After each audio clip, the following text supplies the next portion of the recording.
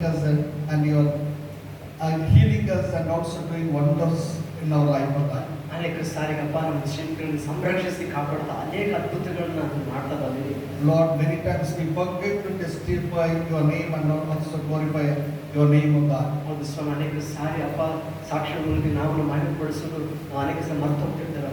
Yes, Lord, it is our responsibility, it is our duty to express our gratitude and thanksgiving by testifying your goodness, O God. ಅದು ಸ್ವಾಮಿ ಒಳ್ಳೆತನವನ್ನು ಕುರಿತು ನಾವು ಸಾಕ್ಷ್ಯ ಹೇಳೋದ್ರ ಮೂಲಕ ನಾವು ಕೃತಜ್ಞತೆ ಸಲ್ಲಿಸುವುದು ನಮ್ಮ ಒಂದು ಕರ್ತವ್ಯವಾಗಿದೆ. When we testify, Lord, you will be glorified.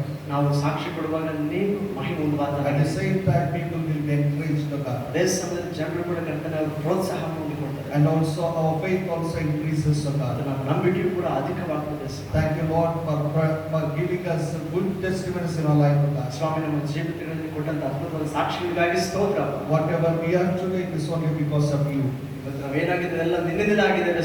Lord, today we are living, it is because of your grace, O God. ಕೃಪೆಯಿಂದ ಈ ಲೋಕವನ್ನು ಜೀವಿಸ್ತಿದ್ದೇವಪ್ಪ. None of us can say that I am living because it is my wisdom and it is my strength. ನನ್ನ ಜ್ಞಾನ ನನ್ನ ಬಲದಿಂದ ನಾನು ಇವತ್ತು ಜೀವಿಸ್ತಾ ಇದ್ದೇನೆ ಎಂಬುದಾಗಿ ನಮ್ಮಲ್ಲಿ ಯಾರೊಬ್ಬರು ಕೂಡ ಹೇಳಲು ಸಾಧ್ಯ ಇಲ್ಲ. So today you have kept us alive, O God. ಇವತ್ತು ನೀನೇ ನಮ್ಮನ್ನ ಸಜೀವ ಲೆಕ್ಕದಲ್ಲಿ ಇಟ್ಟಿದ್ದೀ. Though it is very hard, O God. ಕರ್ತನೇ ಬಿಸಿಲಿನ ತಾಪ ಅಧಿಕವಾಗಿದ್ದು Many people are suffering without any kind of facilities, O God. ಅನೇಕರು ಯಾವ ಸೌಲಭ್ಯಗಳು ಇಲ್ಲದೆ ಎಷ್ಟೋ ಬಾಧೆ ಪಡ್ತಾ ಇದ್ದಾರೆ. There are people who are dying with all the facilities, O God. ಅನೇಕರು ಎಲ್ಲ ಸೌಲಭ್ಯಗಳೊಂದಿಗೂ ಸಾಯ್ತಾ ಇದ್ದಾರೆ.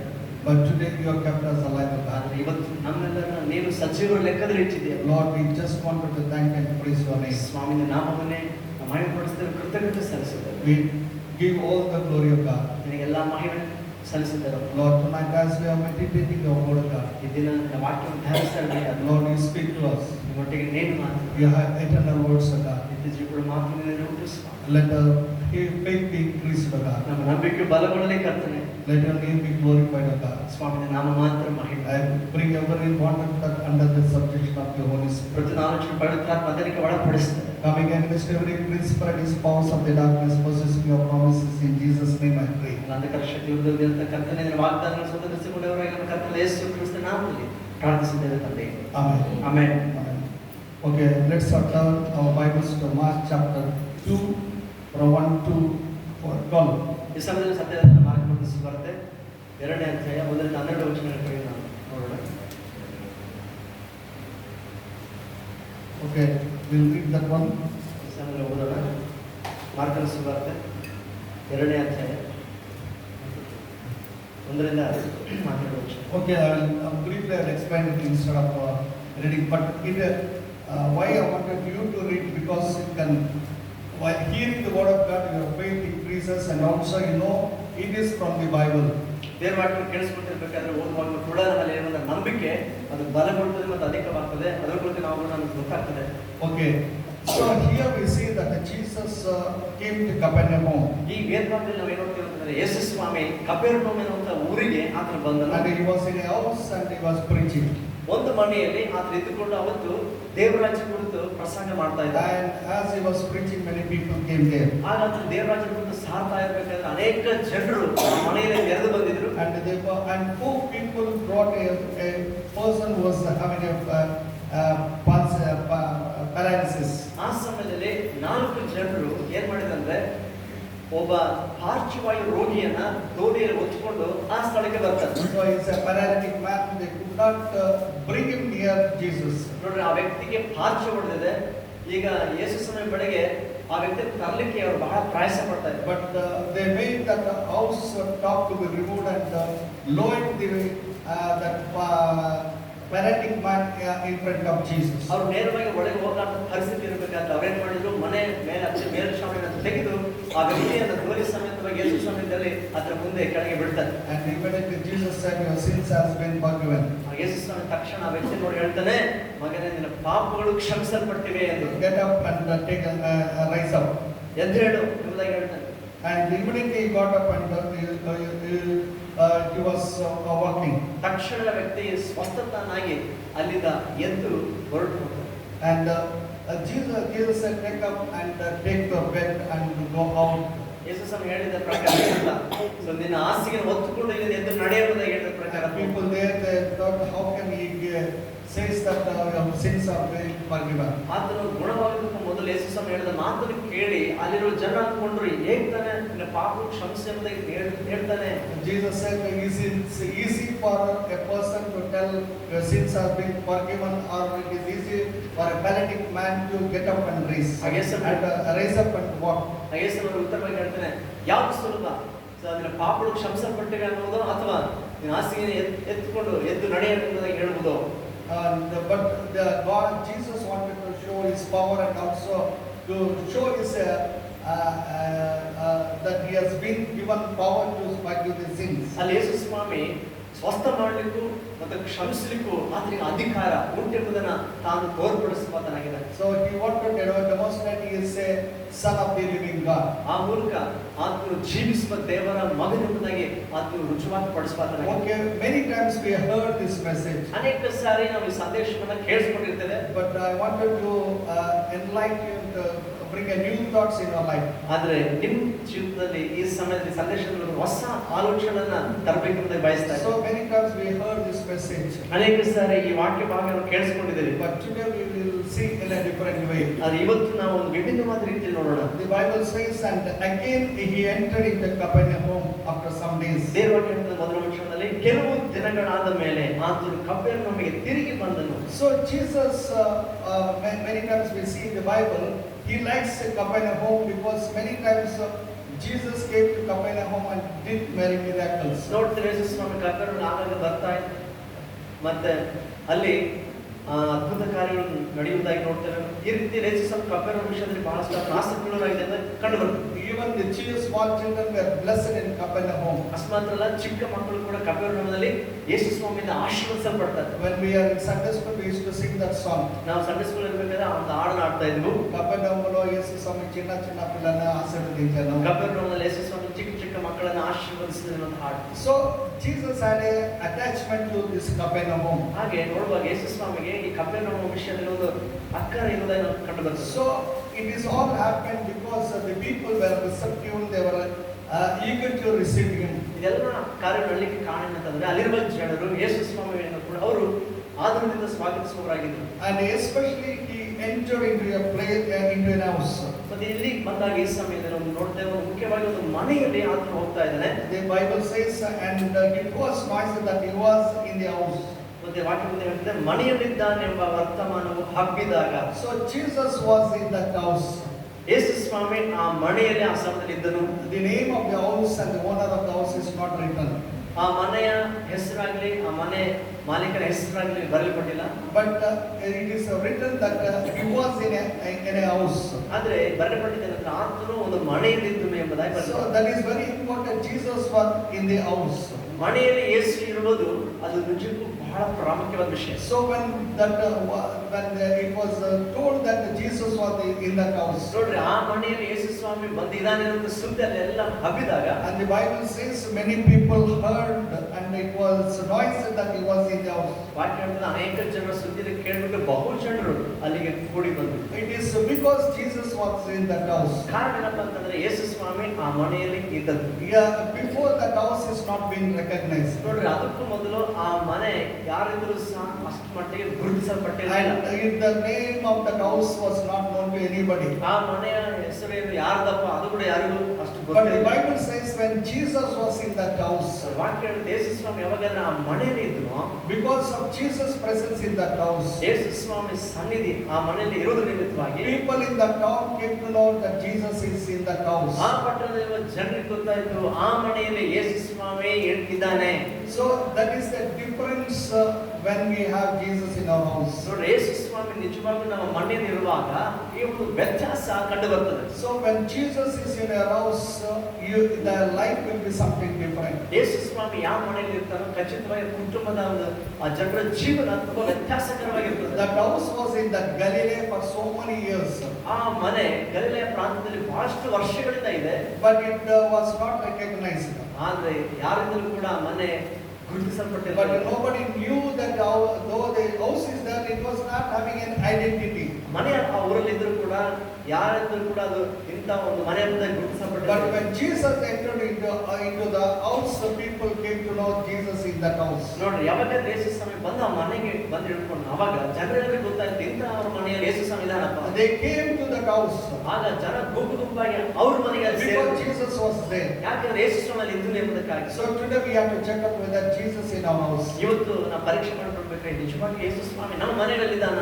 So many times we have a very beautiful houses.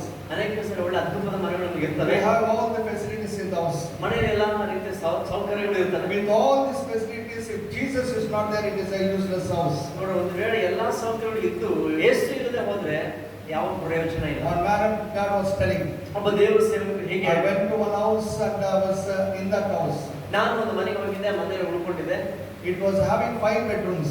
ಆ ಮನೆಗಂತ 5 ಮಲಗುವ ಕೋಣೆಗಳಿವೆ. And all children, 3 children, they have one bedroom. ಮತ್ತೆ ಅವ್ರಿಗೆ ಇರತಕ್ಕಂಥ 3 ಮಕ್ಕಳಿಗೆ ಒಂದೊಂದು ಬೆಡ್ರೂಮ್ ಇದೆ. And husband and wife, they had a master bedroom. ಮತ್ತೆ ಗಂಡ ಹೆಂಡತಿಗೆ ಒಂದು ದೊಡ್ಡದ ಮಲಗುವ ಕೋಣೆ ಇದೆ. And people like us who will come, they have a guest room also.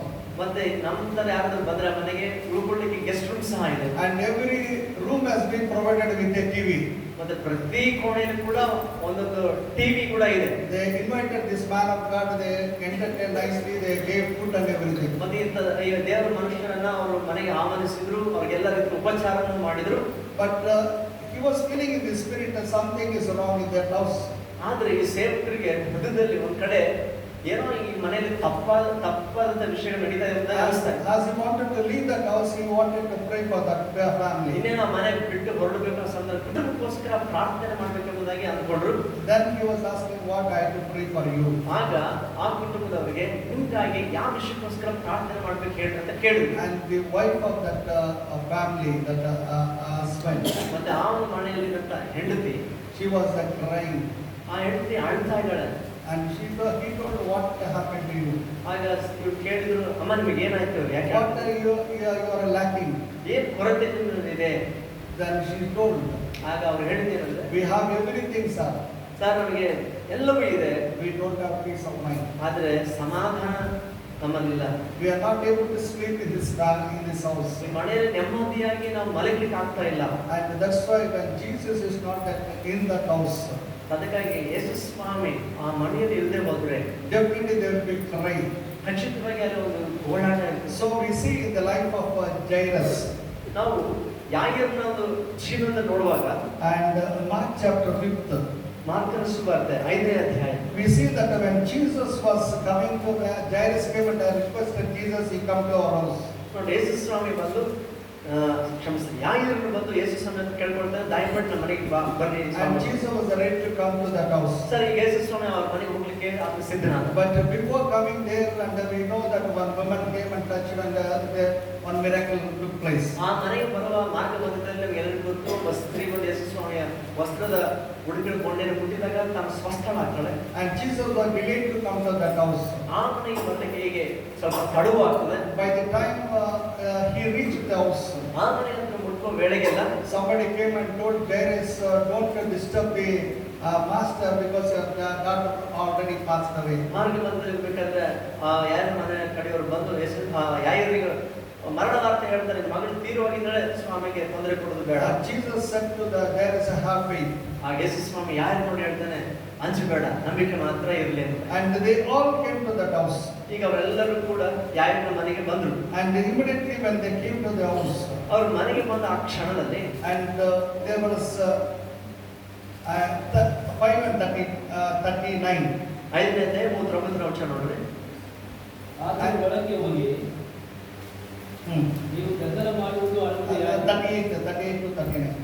ಕೆಲವರು ಆ ಸಭಾಮಂದಿರದ ಅಧಿಕಾರಿಯ ಮನೆಗೆ ಬಂದಾಗ ಆತನು ಗದ್ದಲವನ್ನು, ಕೆಲವರು ಬಹಳವಾಗಿ ಅಳುವುದನ್ನು, ಗೋಳಾಡುವುದನ್ನು ಕಂಡನು. ಆತನ ಒಳಗೆ ಹೋಗಿ ನೀವು ಗದ್ದಲ ಮಾಡುವುದು ಅಳುವುದು ಯಾಕೆ?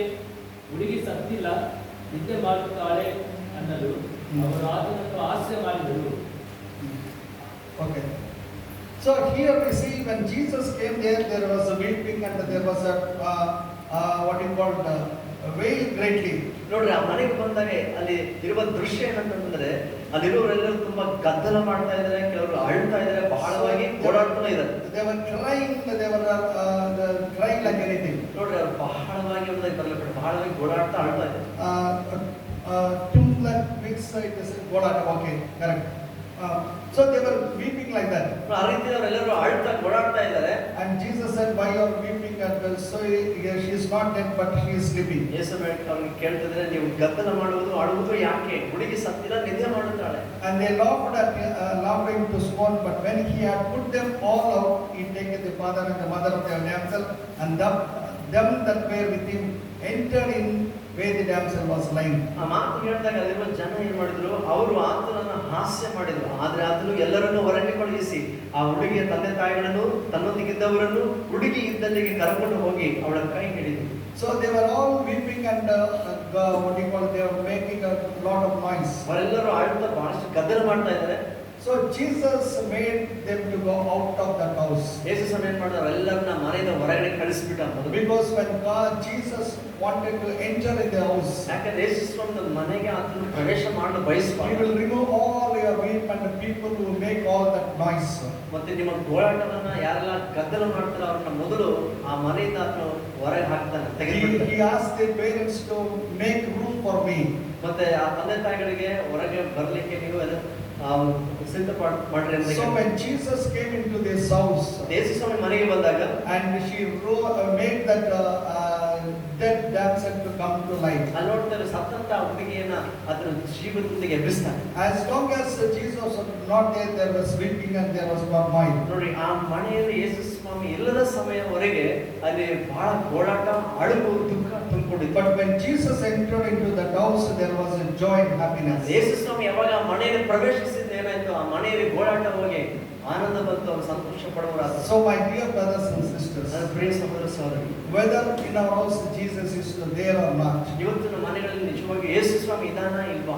many times we will see the caption telling that Christ is the head of this house. ಅನೇಕ ಸಾರಿ ಮನೆಯಲ್ಲಿ ಒಂದು ವಾಕ್ಯವನ್ನು ಹಾಕಿರ್ತಾರೆ, ಏನಂತಂದ್ರೆ ಯೇಸು ಕ್ರಿಸ್ತನು ಈ ಮನೆಗೆ ಆತನು ಯಜಮಾನನಾಗಿದ್ದಾನೆ. But many times Christ will not be the head of the house. ಅನೇಕ ಸಾರಿ ನಿಜವಾಗಿ ನೋಡಿದ್ರೆ ಆ ಮನೆಗೆ ಯೇಸು ಸ್ವಾಮಿ ಯಜಮಾನ ಆಗಿರೋದಿಲ್ಲ. Unless you make Jesus the head of this house. ಎಲ್ಲಿ ತನಕ ನೀವು ಯೇಸುವನ್ನು ನಿಮ್ಮ ಮನೆಯ ಯಜಮಾನನ ಒಡೆಯನಾಗಿ ನೀವು ಮಾಡಿ, As long as you make Jesus enter into your home, he will never come inside. ಮತ್ತೆ ಎಲ್ಲವರೆಗೆ ಯೇಸು ಸ್ವಾಮಿಯನ್ನು ನಿಮ್ಮ ಮನೆಯೊಳಗೆ ನೀವು ಪ್ರವೇಶಿಸಲಿಕ್ಕೆ ಅನುಮತಿಸಲ್ವೋ ಬಿಡಲ್ವೋ ಅಲ್ಲಿವರೆಗೆ ನಿಮ್ಮ ಜೀವನದಲ್ಲಿ ಸಮಾಧಾನ ಇರಲ್ಲ. As long as there is what you call fighting in their house. ಮತ್ತೆ ಅಲ್ಲಿ ತನಕ ನೋಡ್ತೇವೆ ಬರೇ ಜಗಳ, ಹೊಡೆದಾಟಗಳು ಇರ್ತದೆ. As long as there is a kind of misunderstanding in the house, Jesus cannot enter into this house. ಎಲ್ಲಿವರೆಗೆ ನಮ್ಮ ಮನೆಗಳಲ್ಲಿ ಅಪಾರ್ಥಗಳು, ಮನಸ್ಪರ್ಧೆಗಳು ಇರ್ತವೆ, ಅಲ್ಲಿವರೆಗೆ ಯೇಸು ಸ್ವಾಮಿ ನಿಮ್ಮ ಮನೆಯೊಳಗೆ ಪ್ರವೇಶಿಸೋದಿಲ್ಲ. That's why Jesus said that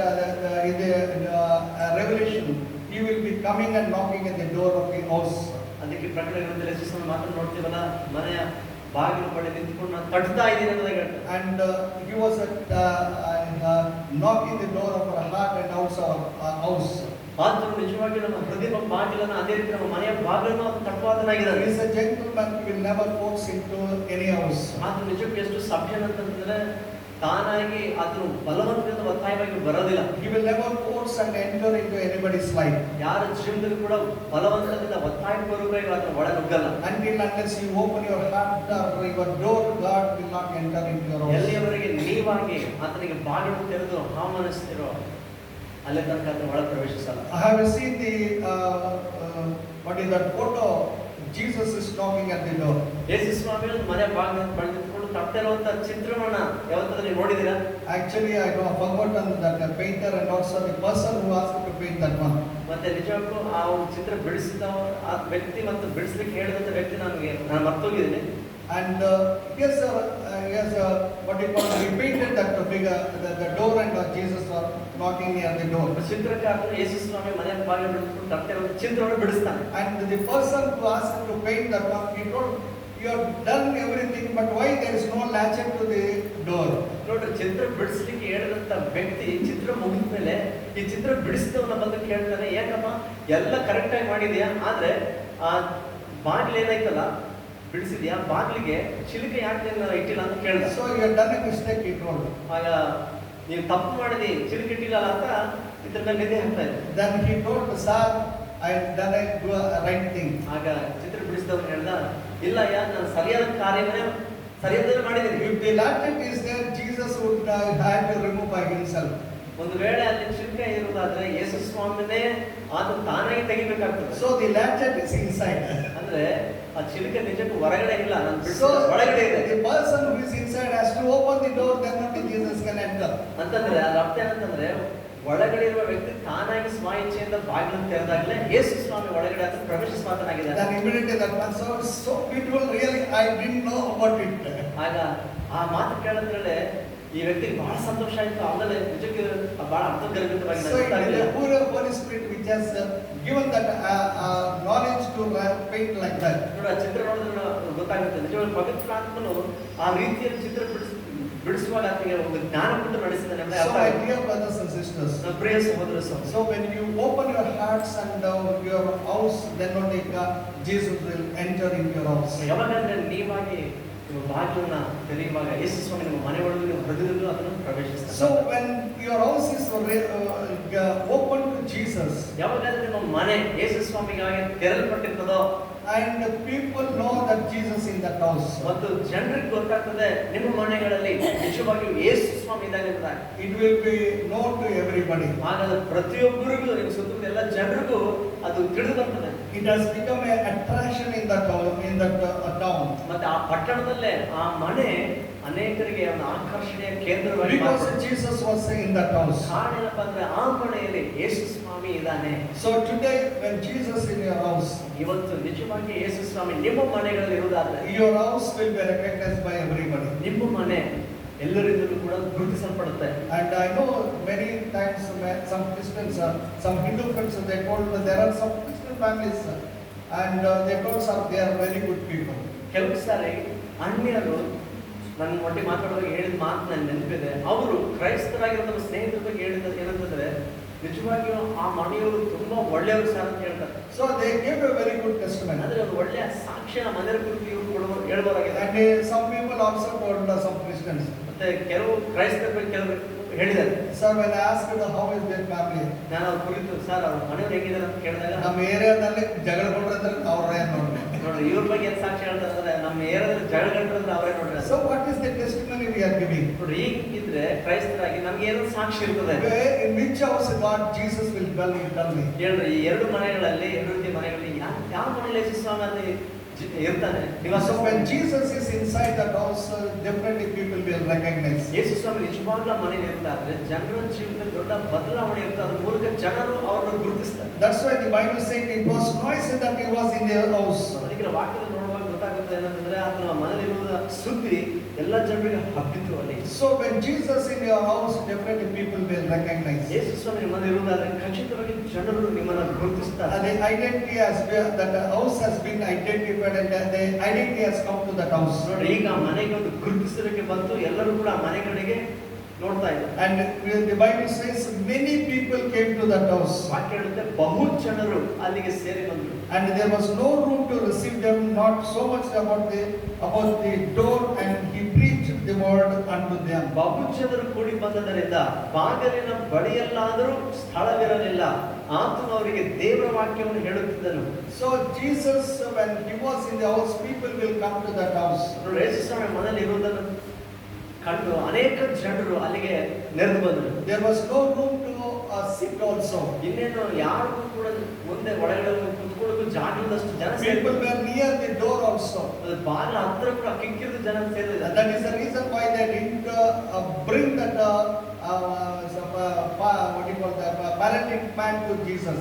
ಅದಕ್ಕೋಸ್ಕರ ನೋಡ್ತಿದ್ದಲ್ಲಿ ಈ ಪಾರ್ಚು ಹೊಡೆದಂತ ವ್ಯಕ್ತಿಯಲ್ಲಿ ಬಂದಾಗ ಯೇಸು ಸಮುದ್ರಕ್ಕೆ ತೋಡ್ಕೊಂಡು ಹೋಗ್ಲಿಕ್ಕೆ ಆಗ್ಲಿಲ್ಲ. But when they came to the house, what they heard, the word of God. ಆ ಮನೆಗೆ ಬಂದವರೆಲ್ಲರೂ ಕೂಡ ಏನ್ ಕೇಳಿಸ್ಕೊಂಡ್ರು ಅಂದ್ರೆ ದೇವರ ವಾಕ್ಯವನ್ನ ಅವ್ರು ಕೇಳಿಸ್ಕೊಂಡ್ರು. So Jesus was preaching the word of God. ಯೇಸು ಸ್ವಾಮಿ ದೇವರ ವಾಕ್ಯವನ್ನ ಅಲ್ಲಿ ಸಾರ್ತಾ ಇದ್ದ.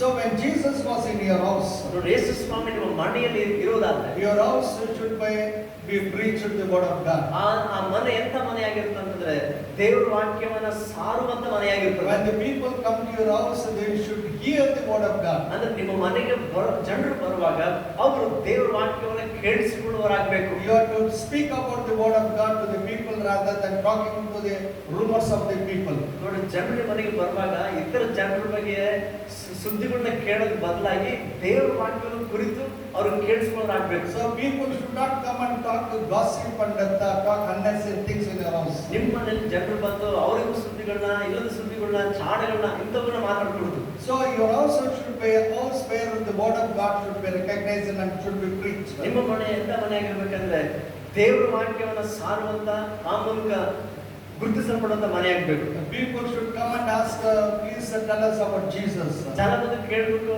ಏನಂತಂದ್ರೆ ಯೇಸು ಸ್ವಾಮಿ ಬಗ್ಗೆ ನಮಗೆ ಇನ್ನೂ ಸ್ವಲ್ಪ ಹೇಳ್ರಿ. So that is the way how our house should be there. ಆ ರೀತಿಯಲ್ಲಿ ನಮ್ಮ ಮನೆಗಳು ಇರಬೇಕಾಗಿದೆ. So Jesus was preaching wherever he went. ನೋಡಿ, ಯೇಸು ಸ್ವಾಮಿ ಅಂತ ಎಲ್ಲಿ ಹೋದ್ರು ಕೂಡ ದೇವರ ರಾಜ್ಯವನ್ನು ಕುರಿತು ಸಾರ್ತಾ ಇಲ್ಲ. So we have to cultivate a habit to teach our children, our wife and ourselves how to meditate the word of God, how to put it in practice in our life. ಹಾಗೆ ನಾವು ನಮ್ಮ ಜೀವಿತದಲ್ಲಿ ಒಂದು ಅಭ್ಯಾಸ ಮಾಡ್ಕೋಬೇಕಾಗಿದೆ. ಏನಂತಂದ್ರೆ ನಾವು ನಮ್ಮ ಮಕ್ಕಳಿಗೆ, ಮನೆಯವರೆಲ್ಲರಿಗೂ ಕೂಡ ದೇವರ ವಾಕ್ಯವನ್ನ ಕಲಿಸಿಕೊಡ್ಬೇಕು ಮತ್ತು ಇತರಿಗೆ ತಿಳಿಸುವ ಹಾಗೆ ಅವರಿಗೆ ಬೋಧಿಸಬೇಕು. That's why the Old Testament we see that word has to be written on your walls and also on your doorpost, and it should be on your head also, the Bible says. ಅದಕ್ಕೆ ಅಳವಡಿಕೆ ನೋಡ್ತೀವಿ, ದೇವರು ಈ ವಿಧಿಯನ್ನು ವಿಧಿಸಿದ ಏನಂತಂದ್ರೆ ನಿಮ್ಮ ಮನೆಗಳಲ್ಲಿ ಒಳಗಡೆ ವಾಕ್ಯ ಬರೆಯಲ್ಪಡಬೇಕು, ಬಾಗಿಲ ನಿಲುವು ಪಟ್ಟಿಗಳ ಮೇಲೆಯೂ ಅದೇ ಸಮಯದಲ್ಲಿ ನಿಮ್ಮ ಹಣೆಗೂ ಕೂಡ ವಾಕ್ಯವು ಇರಬೇಕು ಎಂಬುದಾಗಿ And the Bible says you have to teach your children, the Bible says. ಅಷ್ಟರ ದೇವರ ವಾಕ್ಯ ಹೇಳುತ್ತೆ, ನಿಮ್ಮ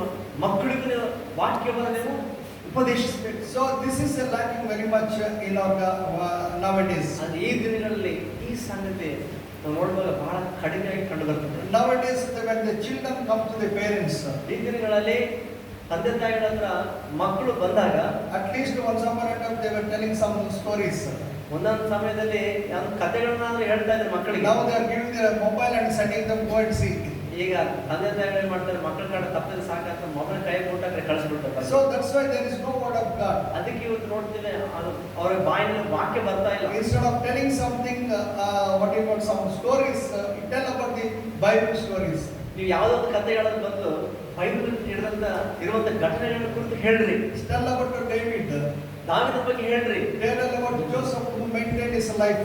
ಮತ್ತೆ ತನ್ನ ಜೀವನವನ್ನು ಪವಿತ್ರವಾಗಿ ಕಾಪಾಡಿಕೊಂಡಂತ ಯೋಸೇಫನ ಬಗ್ಗೆ ಹೇಳ್ರಿ. Tell about a young man, Samson was very powerfully used because of his what he called weakness and the sin, how he lost his anointing and also his eyes. ಬಹು ಬಲವಾಗಿ ಉಪಯೋಗಿಸಲ್ಪಟ್ಟಂತ ಸಂಸೋನನು ಯಾವ ರೀತಿ ತನ್ನ ಬಲಹೀನತೆ ಮತ್ತು ಪಾಪದ ನಿಮಿತ್ತ ದೇವರ ಅಭಿಷೇಕವನ್ನು ಕಳ್ಕೊಂಡ ಅದ್ರ ಕುರಿತು ನೀವು ಮಾತನಾಡ್ರಿ. When you teach all these things to your children, ಎಲ್ಲ ಸಂಗತಿಗಳನ್ನ ನಿಮ್ಮ ಮಕ್ಕಳಿಗೆ ನೀವು ಉಪದೇಶಿಸುವಾಗ so they will grow up with that word of God. ಅವರ ವಾಕ್ಯದೊಂದಿಗೆ ಬೆಳೀತಾರೆ.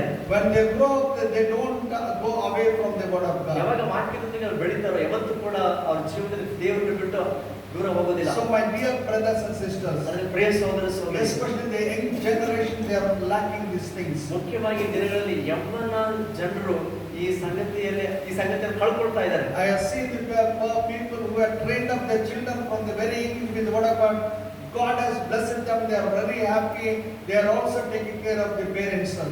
ನೋಡಿ, ಚಿಕ್ಕ ವಯಸ್ಸಿನಿಂದಲೇ ಯಾವ ತಂದೆ ತಾಯಿಗಳಾದ್ರೆ ಮಕ್ಕಳಿಗೆ ದೇವರ ವಾಕ್ಯವನ್ನು ಕೊಟ್ಟು ಪೋಷಿಸಿ ಬೆಳೆಸಿದಾರೋ ಅವ್ರು ನೋಡುವಾಗ ಜೀವಿತಗಳು ಅವರು ಎಷ್ಟು ಆಶೀರ್ವಾದಿಸಲ್ಪಟ್ಟಿದ್ದಾರೆ ಮತ್ತು ತಮ್ಮ ತಂದೆ ತಾಯಿಗಳು ಕೂಡ ಎಷ್ಟು ಗಮನದಿಂದ ನೋಡ್ಕೊಳ್ಳುವರಾಗಿದ್ದಾರೆ. So that's why we have to teach our children the word of God. ಅದರಿಂದ ನಾವು ನಮ್ಮ ಮಕ್ಕಳಿಗೆ ದೇವರ ವಾಕ್ಯವನ್ನ ಅವರಿಗೆ ಬೋಧಿಸಬೇಕು. We have to meditate the word of God in our life.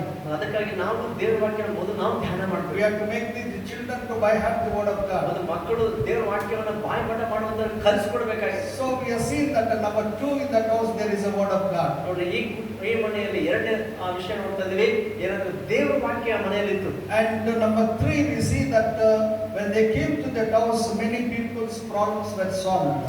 ಮೂರನೇ ವಿಷಯ ನೋಡ್ತೇವೆ, ಆ ಮನೆಗೆ ಬಂದಂತ ಅನೇಕ ಜನರ ಸಮಸ್ಯೆಗಳು ಅಂದು ಬಗೆಹರಿದವು. So the people they didn't come just because they wanted to come. ಜನ ಏನು ತಾವಲ್ಲಿ ಬರಬೇಕಂತ ಅವ್ರಿಗೆ ಬಂದಿರಲಿಲ್ಲ. They came there with a hunger to hear the word of God, and I am sure that people came with some necessities some need. ದೇವರಾಗಿ ಕೇಳಿಸ್ಕೊಳ್ಬೇಕನ್ನುವಂತ ಹಸಿವಿನೊಂದಿಗೂ ಮತ್ತೆ ತಮ್ಮ ಜೀವಿತದ ಕೆಲವೊಂದು ಆ, ಅವಶ್ಯಕತೆಗಳು ಇದಾವೆ, ಅದರ ಪರಿಷ್ಕಾರಕ್ಕೂ ಕೂಡ ಅಲ್ಲಿ ಬಂದಿದೆ. So when they came there, their problems has been solved. ಅಲ್ಲಿ ಅವರು ಬಂದಾಗ ಅವರ ಸಮಸ್ಯೆಗಳು ಪರಿಷ್ಕರಿಸಲ್ಪಟ್ಟವು. So your house should be a house where people should come with some kind of they will come with some kind of problems. You should be in a position to explain, give them counsel, and they should be relieved from their tension, mental tension. ನೋಡ್ರಿ, ನಿಮ್ಮ ಮನೆಗಳು ಎಂತ ಮನೆಗಳಾಗಿರ್ಬೇಕಂತಂದ್ರೆ ಸಮಸ್ಯೆಯೊಂದಿಗೆ ಜನರು ನಿಮ್ಮ ಬಳಿಗೆ ಬರುವಾಗ, ಮನೆಗೆ ಬರುವಾಗ ನಿಜವಾಗಿಯೂ ಅವರಿಗೆ ನಿಮ್ಮ ಮೂಲಕ ಆ ಸಮಸ್ಯೆಗೆ ಪರಿಷ್ಕಾರ ಸಿಕ್ಕು ಅವರಿಗಿರ್ತಕ್ಕಂಥ ಮಾನಸಿಕ ಒತ್ತಡದಿಂದ ಅವರು ಬಿಡುಗಡೆ ಹೊಂದಿ ಸಮಾಧಾನದಿಂದ ಹೋಗ್ಬೇಕು. So one man of God recently was telling one thing. ಈ ಮಧ್ಯಕಾಲದಲ್ಲಿ ಒಬ್ಬ ದೇವರ ಸೇವಕರು ಅವರು ಹೇಳ್ತಾ ಇದ್ರು, Many people are ready to give good and give you good parties, but nobody is there to sit and listen to their problems and to pray for their problems. ಅನೇಕರು ಹೇಗಿದ್ದಾರೆ ಅಂತಂದ್ರೆ ಬಂದವರಿಗೆ ಒಳ್ಳೆ ಆಹಾರವನ್ನು ಕೊಟ್ಟು ಉಪಚರಿಸಿ ಸಂತೋಷಪಡಿಸಿ ಕಳಿಸುವುದನ್ನ ಗೊತ್ತು ಮಾಡ್ಕೊಂಡಿದ್ದಾರೆ. ಆದ್ರೆ ಬಂದಂತವರ ಸಮಸ್ಯೆನ ಕೂತ್ಕೊಂಡು ಕೇಳಿಸ್ಕೊಂಡು ಆ ಸಮಸ್ಯೆಗೆ ಪರಿಷ್ಕಾರ ತಿಳಿಸಿ ಅವ್ರಿಗೋಸ್ಕರ ಪ್ರಾರ್ಥನೆ ಮಾಡಿ ಕಳಿಸೋದಿಲ್ಲ.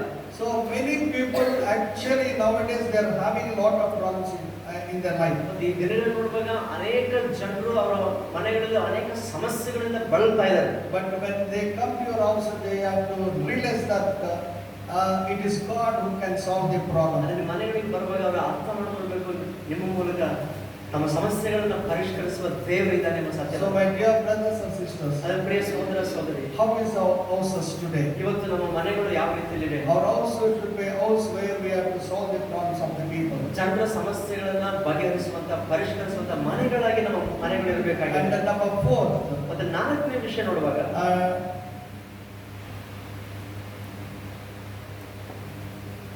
okay.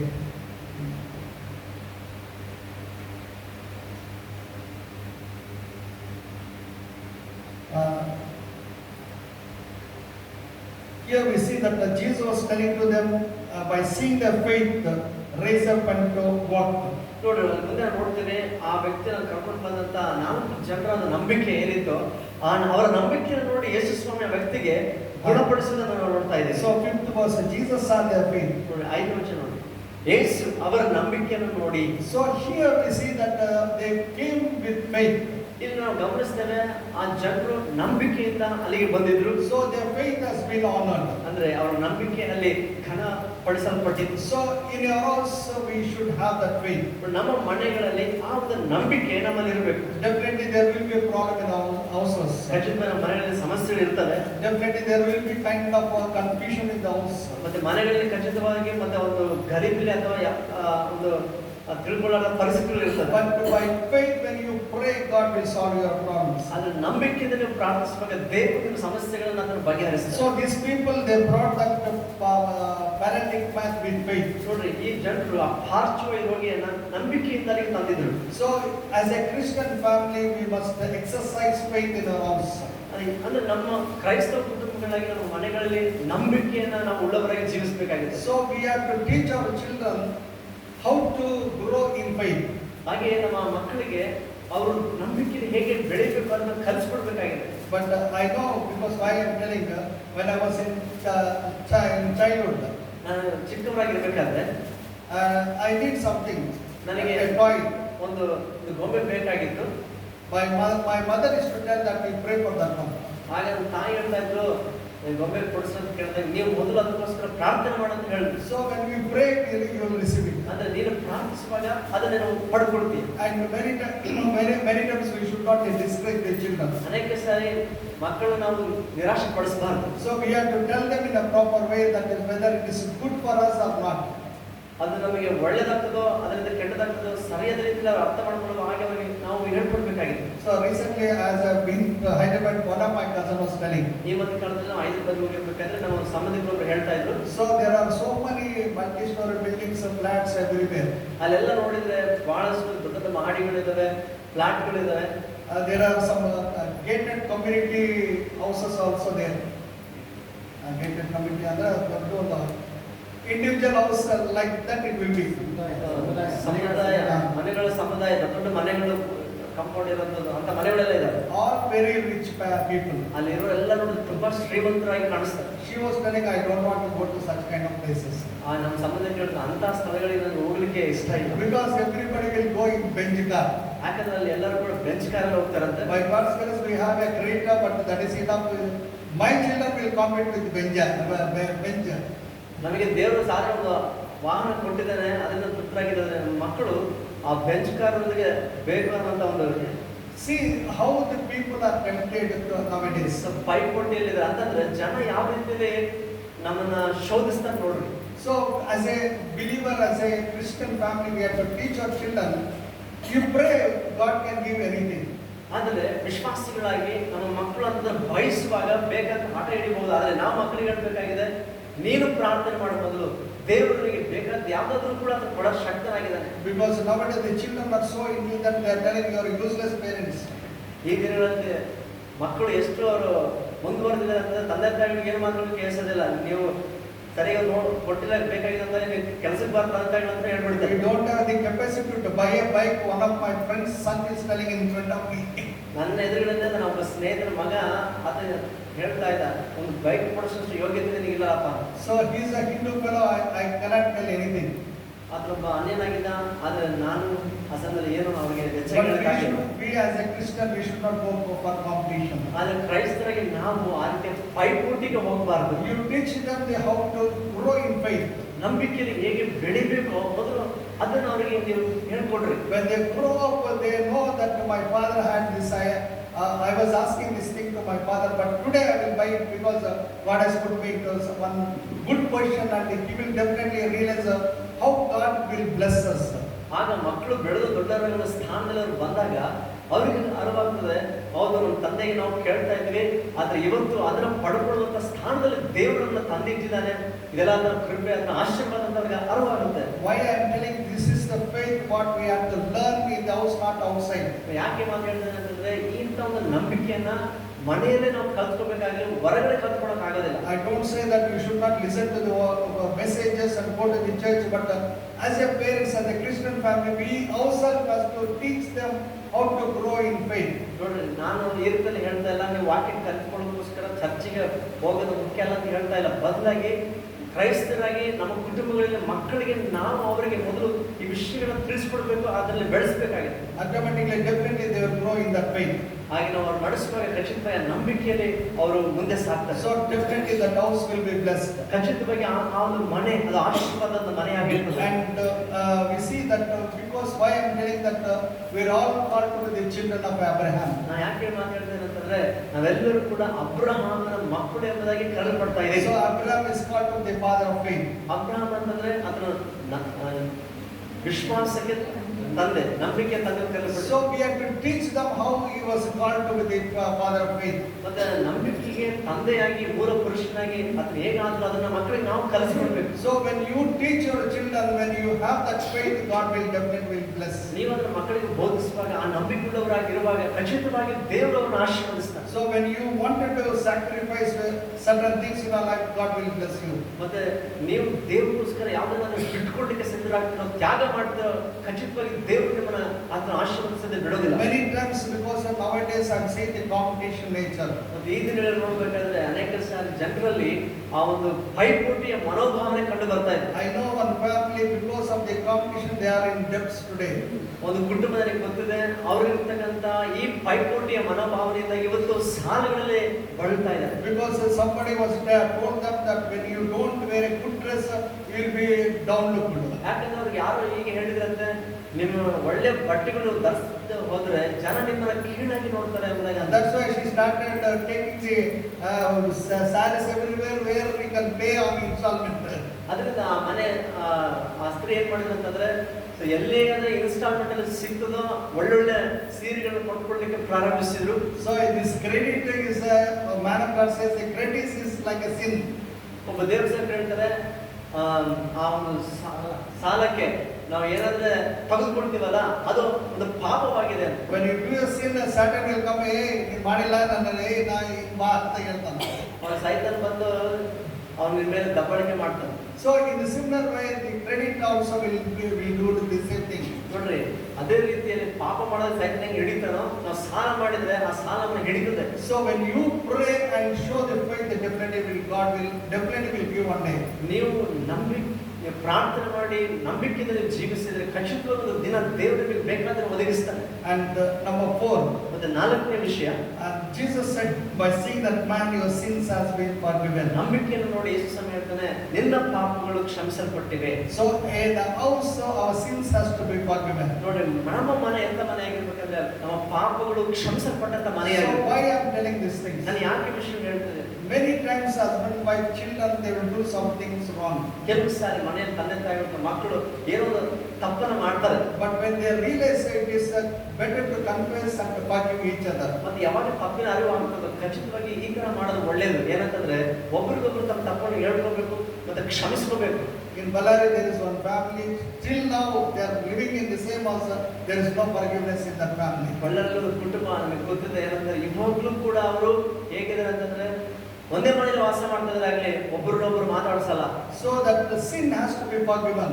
ಅಂದ್ರೆ ಮಾಡಿದ ತಪ್ಪು ಅದು ಕ್ಷಮಿಸಲ್ಪಡಬೇಕು, ಕ್ಷಮಿಸುವ ಸ್ವಭಾವ ನಮ್ಮಲ್ಲಿರ್ಬೇಕು. So there should be godly kind of confession, godly kind of forgiveness. ಅಂತಂದ್ರೆ ದೈವಿಕವಾಗಿರ್ತಕ್ಕಂಥ ಒಂದು ಮನವರಿಕೆ ಮತ್ತೆ ಕ್ಷಮಾಪಣೆ ಅಂತಕ್ಕಂಥದ್ದು ನಮ್ಮ ಕುಟುಂಬದಲ್ಲಿ ಇರಬೇಕು. So when that thing is there, definitely God will bless that family. ಯಾವಾಗ ಒಂದು ಮನೆಯಲ್ಲಿ ಈ ಒಂದು ಕ್ಷಮಾಪಣೆ ಇರ್ತದೋ ಖಚಿತವಾಗಿ ದೇವರ ಕುಟುಂಬವನ್ನು ಆಶೀರ್ವದಿಸ್ತಾನೆ. Because when Jesus saw that people's faith, and also the man who came with that paralytic, Jesus said, your sins have been forgiven. ನೋಡಿ, ಪಾರ್ಶ್ವವಾಯು ಒಂದು ಸಮಸ್ಯೆಯಿಂದ ನರಳ್ತಾ ಇದ್ದ ವ್ಯಕ್ತಿಯನ್ನು ತಂದಾಗ ಅವರು ನಂಬಿಕೆಯನ್ನು ನೋಡಿ ಯೇಸು ಸ್ವಾಮಿ ಮಾತನಾಡ್ತಾರೆ, ನಿನ್ನ ಪಾಪಗಳು ಕ್ಷಮಿಸಲ್ಪಟ್ಟಿವೆ ಅಂತ ಹೇಳ್ತಾರೆ. Jesus in the house, definitely your sins will be forgiven. ಯೇಸು ಸ್ವಾಮಿ ನಿಮ್ಮ ಮನೆಯಲ್ಲಿ ಇರುವುದಾದ್ರೆ ಖಚಿತವಾಗಿ ಮೊದಲು ನಿಮ್ಮ ಪಾಪಗಳನ್ನು ಆತನು ಕ್ಷಮಿಸಿಬಿಡ್ತಾರೆ. When Jesus in your house, people around you definitely will come to know Jesus, and they also, their sins also will be forgiven. ನಿಮ್ಮ ಪಾಪಗಳು ಕ್ಷಮಿಸಲ್ಪಟ್ಟಂತೆ ನಿಮ್ಮ ಮನೆಗಳಲ್ಲಿ ಯೇಸು ಸ್ವಾಮಿ ಇರುವುದನ್ನು ಗಮನಿಸಿದ ಇತರ ಜನರು ಕೂಡ ಮನೆಗಳಿಗೆ ಬರುವಾಗ ಅವರು ಕೂಡ ಅವರ ಪಾಪಗಳು ಕ್ಷಮಾಪಣೆ ಹೊಂದಿಕೊಳ್ಳೋರಾಗಿದ್ದಾರೆ. So I told 5 points. ನಾನು 5 ವಿಷಯಗಳನ್ನ ಹೇಳಿದೆ. Tell me, number 1, when Jesus is in the house, ಹೇಳ್ರಿ, ಮೊದಲನೇದಾಗಿ ಯೇಸು ಸ್ವಾಮಿ ಮಾಡಿದ ಒಂದು ಮನೆಯಲ್ಲಿ ಯೇಸು ಸ್ವಾಮಿ ಇದ್ರೆ it will be known to the people.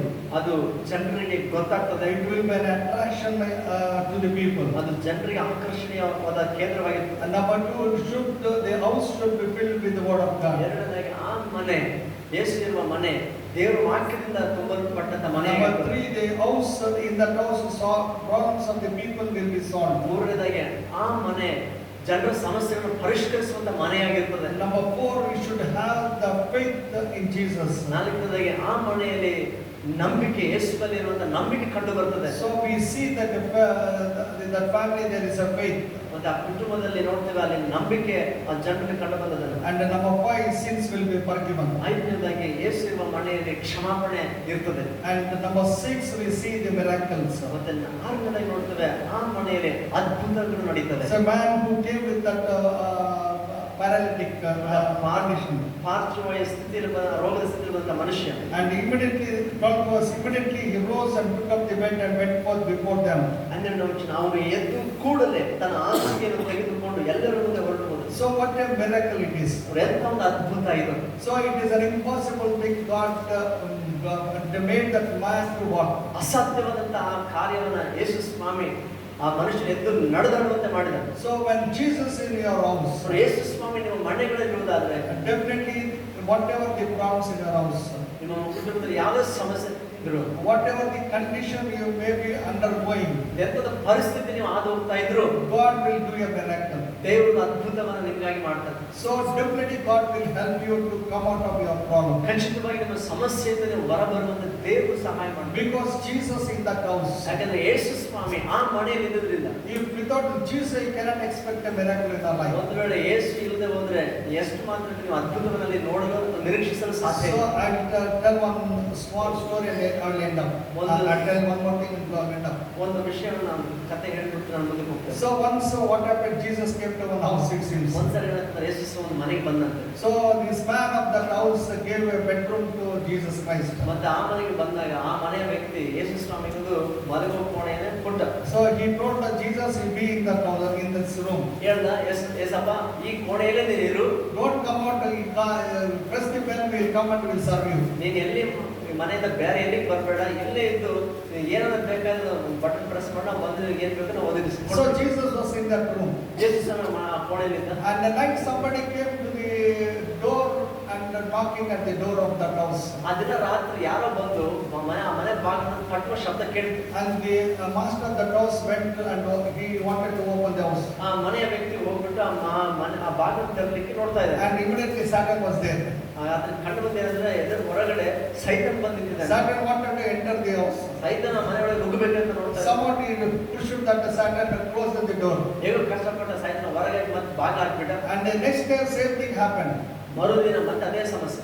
And the next day he was trying to close the door, but he was unable because the Satan is forcing to come inside. ಮರುದಿವಸ ಎಷ್ಟು ಮಟ್ಟಿಗೆ ಅಲ್ಲಿ ಸಮಸ್ಯೆ ಏರ್ಪಡ್ತಾ ಇದೆ, ಈ ವ್ಯಕ್ತಿಗೆ ಆ ಸೈತಾನ ಹೊರಗಡೆ ಹಾಕ್ಲಿಕ್ಕೆ ಅಷ್ಟು ಕಷ್ಟಪಡ್ತಾ ಇದ್ದಾನೆ, ಆಗ್ತಾ ಇಲ್ಲ.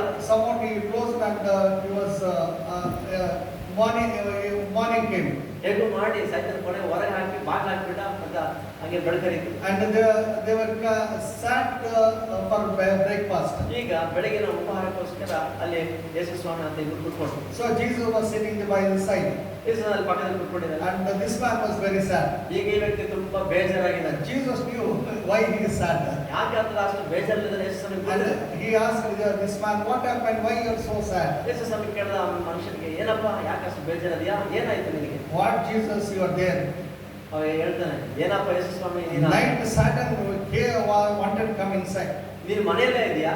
ಸೈತಾನ ನೋಡಿದ್ರೆ ಒಳಗೆ ಬರ್ಬೇಕಂತ ಅಷ್ಟೊಂದು ನುಗ್ತಾ ಇದ್ದಾನೆ. You don't have that care to come and help me to make that Satan to go out. ನೀನು ಮನೆಯೊಳಗೆ ಇದ್ರು ಕೂಡ ನನಗೆ ಬಂದು ಸಹಾಯ ಮಾಡಿ ಸೈತಾನ ಹೊರಗೆ ಹಾಕ್ಬಾರ್ದ?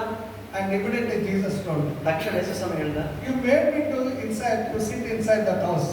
ನೋಡಪ್ಪ ನೀನು ನನಗೆ ಅವಕಾಶ ಮಾಡಿಕೊಟ್ಟಿದ್ದು ಬರೀ ಈ ಕೋಣೆ ಮಾತ್ರ, ಇಲ್ಲೇ ಮಾತ್ರ ಇಲ್ಲ ಅಂತ So ಹೇಳಿ. he gave the freedom only to that room. ಅಂದ್ರೆ ಆ ಕೋಣೆಗೆ ಮಾತ್ರ ನಾನು ಸೀಮಿತ ಮಾಡಿದೆ, ಇಲ್ಲೇ ಇರಂತ ನನಗೆ ಹೇಳಿದೆ. You are not allowed me to have the control over all your house. ನಿನ್ನ ಮನೆ ಎಲ್ಲಾ ಕೋಣೆಗಳ ಮೇಲೆ ನನಗೆ ಅಧಿಕಾರ ಕೊಡ್ಲಿಲ್ಲ. So that's why I didn't come and help you.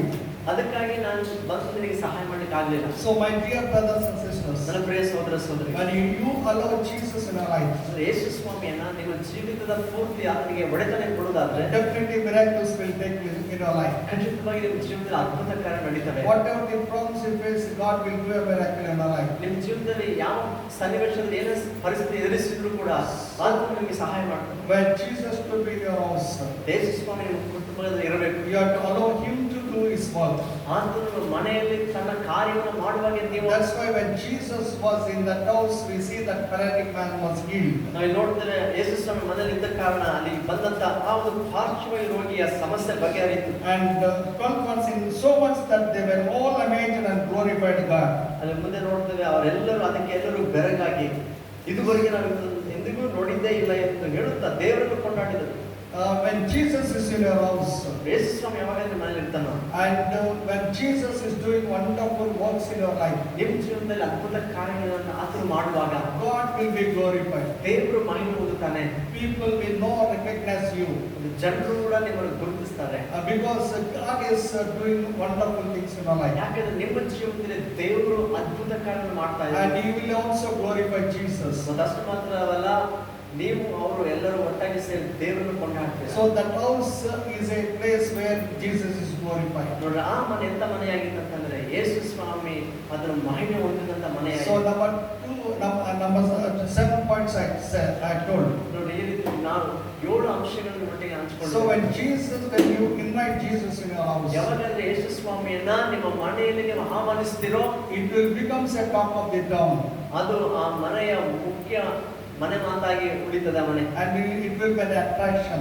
ಅದು ಎಲ್ಲರ ಗಮನವನ್ನು ಸೆಳೆಯುವಂತ ಒಂದು ಮನೆಯಾಗಿರ್ತದೆ. And when Jesus in your house, the word of God will be there. ಯೇಸು ಸ್ವಾಮಿ ಯಾವಾಗ ನಿಮ್ಮ ಮನೆಯಲ್ಲಿ ಇರ್ತಾನೋ ಅವಾಗ ಆ ಮನೆಯಲ್ಲಿ ನಿಮ್ಮ ಮನೆಯಲ್ಲಿ ದೇವರ ವಾಕ್ಯವಿರ್ತದೆ.